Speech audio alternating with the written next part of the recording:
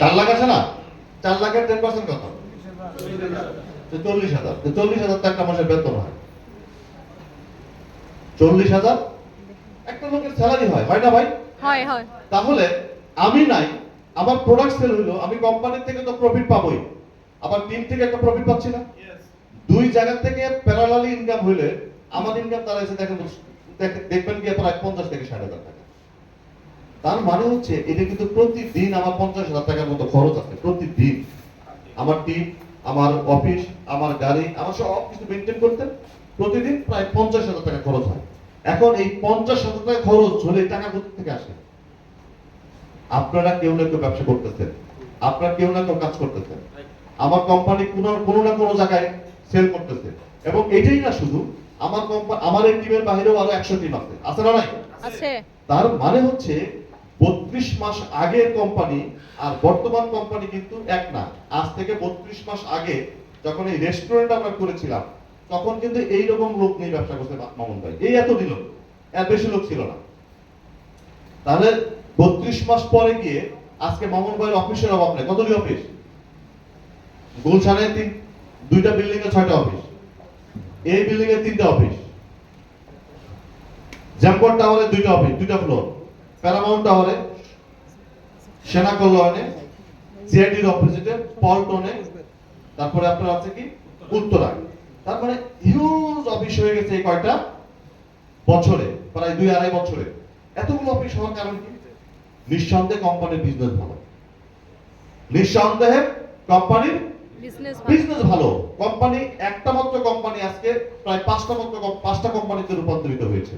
তার মানে আপনি যেভাবে চিন্তা করছেন, যেভাবে ভাবতেছেন, আজ থেকে 5 বছর আগে অনেকেই পুষ্পধারাকে জানেন, 10 বছর আগে অনেকে পুষ্পধারাকে জানেন, অনেকে 3 বছর আগে পুষ্পধারাকে জানেন, কিন্তু 2023 এর পর থেকে পুষ্পধারাকে যারা জানে তারা রিয়েলিটি দেখতেছেন পুষ্পধারার ডেভেলপমেন্টটা কোথায়। সুতরাং আমি মনে করি আমাদের প্রত্যেকটা লোকের মধ্যে এই মাইন্ড, এই মেন্টালিটি তৈরি হওয়া উচিত। আপনি অতীতে পুষ্পধারাকে কি দেখছেন এটা ইম্পর্টেন্ট না। আজ থেকে 40 বছর আগে ঢাকা শহর কি ছিল সেটা গুরুত্বপূর্ণ না, বর্তমান ঢাকা কি আছে সেটা গুরুত্বপূর্ণ। আজ থেকে 30 বছর আগে মুক্তা মানটা কোন অবস্থায় ছিল সেটা ইম্পর্টেন্ট না, এখন মুক্তা মানটা কোন অবস্থায় আছে সেটা ইম্পর্টেন্ট। 2005 সালে বনশ্রী কি অবস্থায় ছিল সেটা গুরুত্বপূর্ণ না, 2026-এ বনশ্রী কোন অবস্থায় আছে সেটা গুরুত্বপূর্ণ। বনশ্রীতে জমি বিক্রি করতে যখন মানুষ গেছে নেগেটিভ কথা বলে নাই? এখনো বলে না? এখনো বলে ভাই জমি জমা তো অনেকেই বুঝাই দেয়। আরে ভাই বনশ্রীতে জমি বুঝাই দেন এমন প্লট ফাঁকা আছে কয়টা? এখন আমি তো জানি না কোনটা ফাঁকা আছে, বলবো কি ওই চিপা চাপা অমুক জায়গায় গিয়ে একটা প্লট বুঝাই দেয়। একটা প্লট আর 1 লক্ষ প্লট কি এক? সুতরাং আমি মনে করি এই পুষ্পধারার ব্যাপারে আপনাকে অনেক নেগেটিভ কথা বলতে পারে।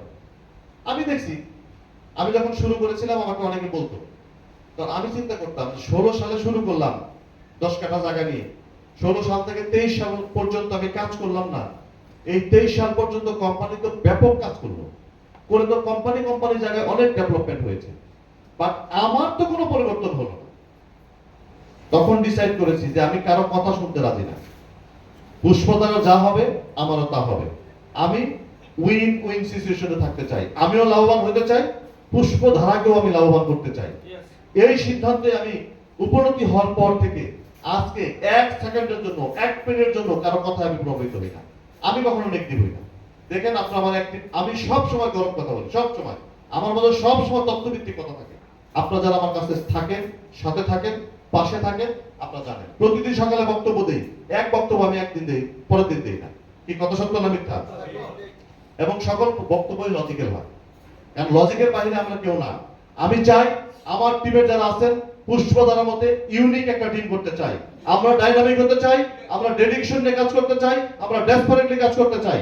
আমাদের কাজের ধরনই হবে অন্যের চেয়ে ব্যতিক্রম। Yes or no? আমি বিলিভ করি আমরা যারা এখানে উপস্থিত হয়েছি আগামী 3 মাস, আমি রাতে বলছি কতদিন?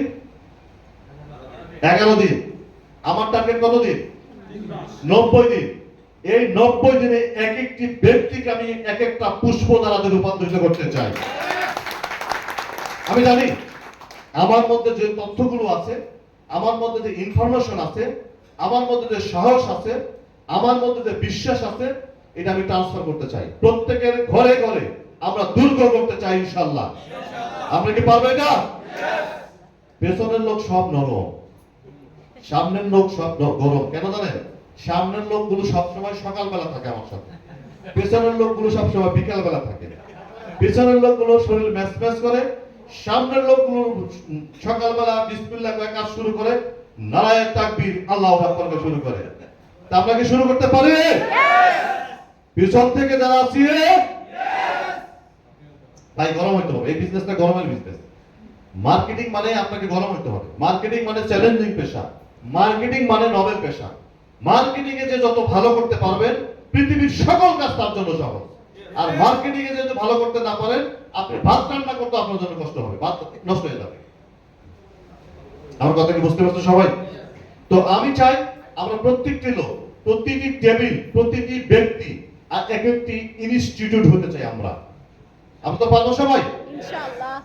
তাহলে প্রচুর টাকা যখন আয় করব, হজ করব, উমরা করব, আমাদের জীবনের একটি সুন্দর গঠনমূলক জিন্দেগি আমরা পালন করব ইনশাআল্লাহ। বেশি বেশি যাকাত দিব, মসজিদ মাদ্রাসা নির্মাণ করব, এগুলো আমাদের প্রয়োজন।